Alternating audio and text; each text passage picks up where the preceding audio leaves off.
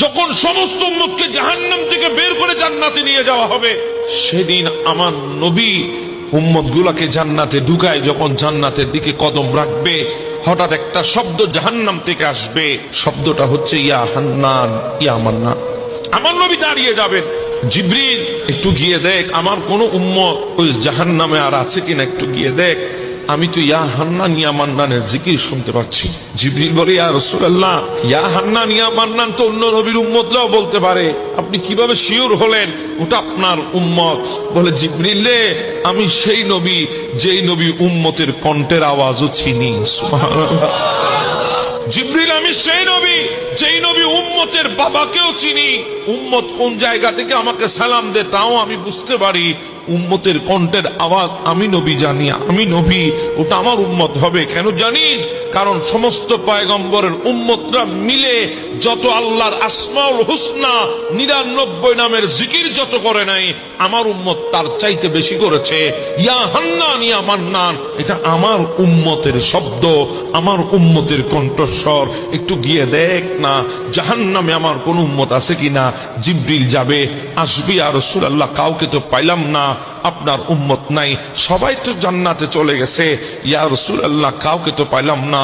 আমার নবী মনে মনে চিন্তা করে হয়তো আমি ভুল শুনেছি, আরেক কদম দিলেন, আবার সেই শব্দ ইয়া হান্নান ইয়া মান্নান। আমার নবী দাঁড় হয়ে গেছে। আল্লাহ তুমি বলো না জিবরিলকে সে গিয়ে একটু ভালো করে দেখার জন্য। আল্লাহ বলে এবার জিবরিল যা না, আমার নবী তো সরবে না, সরবে না, আমি জানি সরবে না, কারণ উম্মতের জন্য দিওয়ানা। যেই নবীকে মাকামে মাহমুদ দিয়েছি, মাকামে মাহমুদে উঠে নাই, শুধু উম্মতের জন্য। আমি মাকামে মাহমুদ দিয়েছি, আবা আইয়া বাযাকা রব্বুকা মাকামান মাহমুদা, মাকামে মাহমুদের উপরে বসতে বলেছি, কিন্তু বসে নাই শুধু উম্মতের জন্য। সেই নবী জান্নাতেও যাবে না যদি উম্মতকে যদি না পায়। যা একটু গিয়ে দেখ। জিবরিল আবার যাবে, আবার বের হয়ে আসবে। ইয়া রাসূলুল্লাহ লিস্টি বরাবর তো সবাইকে নিয়ে এসেছি, লিস্টের মধ্যে তো আর কেউ খালি নাই, মনে হয় আপনার উম্মত নয় সে, আপনি চলে যান জান্নাতে। আমার নবী আবার কদম দেবে, আবার শব্দ আসবে, আবার যখন শব্দ আসবে আমার নবী দাঁড়িয়ে যাবে।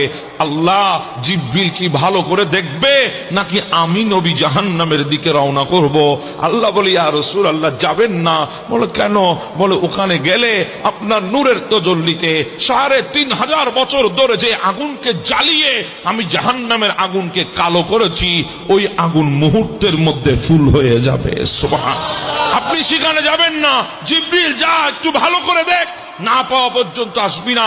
জিবরিল যাবেন, গিয়ে দেখবে অনেকগুলো স্তূপের নিচে একজন বান্দা, সিনা ওই বান্দা শরীর আর শরীর নাই, ক্ষত বিক্ষত হয়ে গেছে, আগুনে ঝলসে গেছে। ওই বান্দা শুধু ওটা ঠোঁট নড়ে, ইয়া হান্নান ইয়া মান্নান। জিবরিল বলে তোমার নবীকে? বলে আমার নবী, নবী আখিরুজ জামান, আল্লাহর পেয়ারা মাহবুব নবী, নবী আখিরি নবী।